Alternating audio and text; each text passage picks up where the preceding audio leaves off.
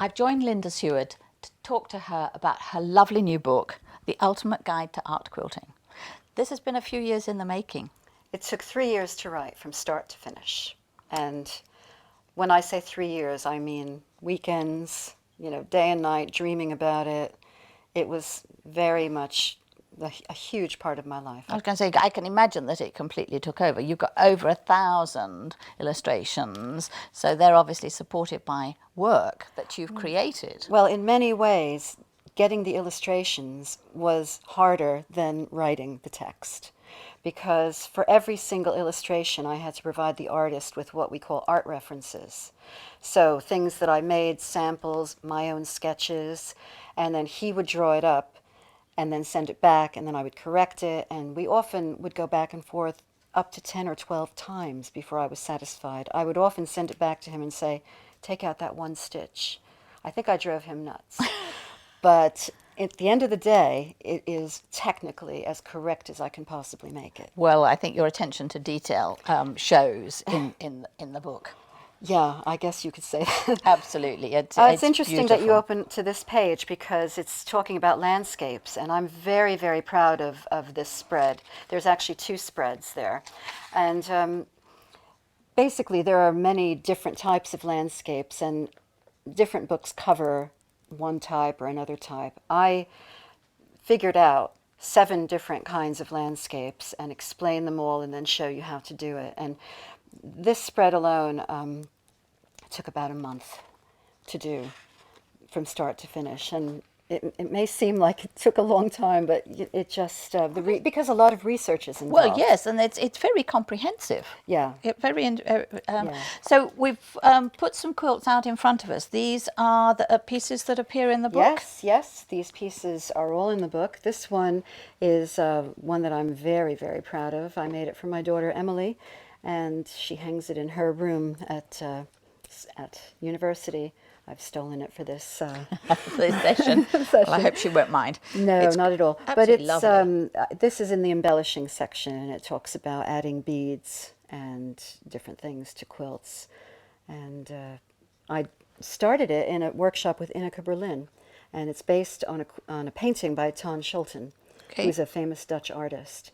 But I didn't use any patterns. I followed a separate painting. I just cut and sewed and then had my really fun part of adding the beads at the end. I was going to say a lot of beads. There's sort of different sorts. There's these long ones. They bugle beads. Is that right? Yeah, and then I like my little apple trees there. Yeah, with the detail. It's called Poppy Field at Sunset, which is very appropriate for the World War I celebrations. Yeah, no, it's lovely, and of course the beads make it shimmer. Oh yeah, yeah. Nice. Well, here's another one that was made for a breakthrough challenge with the Contemporary Quilt Group, with the Quilters Guild of the British Isles group, and it's Charles Darwin's Tree of Life. And I had to get special permission from the Cambridge Library to use this image, and it's rouge appliqued and machine quilted, and then I added Swarovski beads to give it a hint of sparkle. Very nice. This is a work in progress.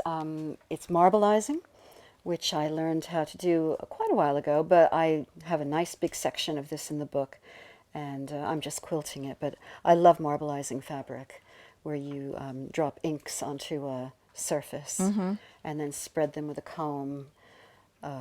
Or it's one of those things that is relatively easy to do, isn't it? And you'll never get the same result twice. Absolutely never. Yeah, and I just love the fluid quality to it. Yeah, great for kids too, not just adults. Absolutely. And I'm just hand quilting that, so I take it with me when I'm on a train or whatever.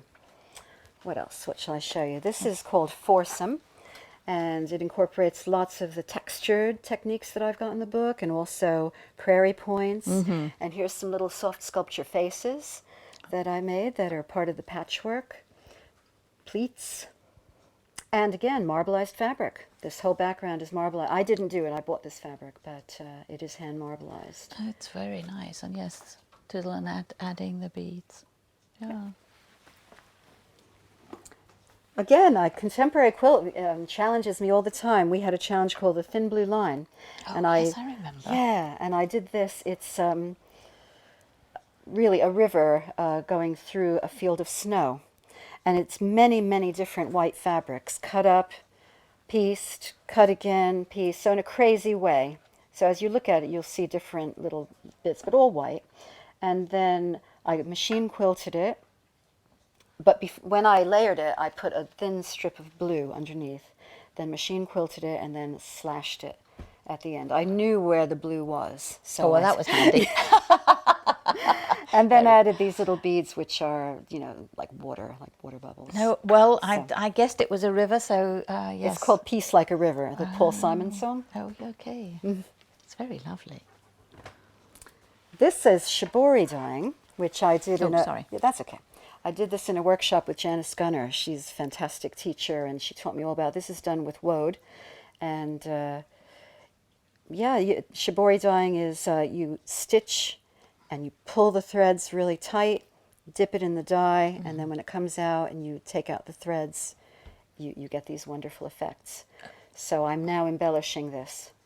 So is this the forerunner? When I was younger, we used to do that hippie tie-dyeing. Tie-dyeing. So there's more sophisticated version. Much more, yes. Yeah. And you can control the outcome as well. Right. Yeah, you can get all the different effects. And then here's another piece that I learned from Faye Maxwell about slashing. So you put loads and loads of different scraps on a back, which is a good, strong fabric. This is actually curtain fabric. And about 6 layers, and then you machine quilt it, make channels, and then when you're finished, you slash through the channels with a seam ripper, or there are some dedicated tools that you can do it with. Yes, I was going to say we had a rotary cutter that we did that with for chenille. Yeah. Similar idea, isn't it? Yes. And then you rough it up with a brush or... with the different colours, so you get it all coming and through. they all come out, yeah. Oh. I've actually got a piece hanging on my wall over there that's... this was the sample to make that piece. To make that piece. So I do lots of samples before I actually start working on it. Yeah, well, that's... thank you. I was going to say all of that, if people have been inspired, all of these techniques are covered in your very comprehensive book, which will, I'm sure, inspire lots of people for many years. Well, I hope so. It really is the follow-up to my first book, The Complete Book of Patchwork Quilting and Applique, which was published 25 years ago. Yes.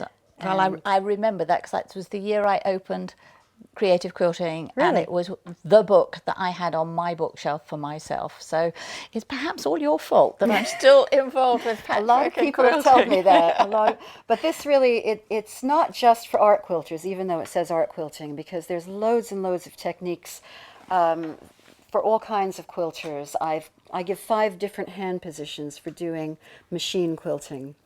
I talk all about foundation piecing and using fusible web, which are all basics that Yes, they people are. who don't consider themselves an art quilter, but they want to do something a little more than traditional patchwork or applique.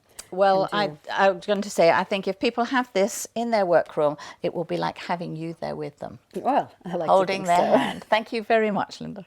Thank you.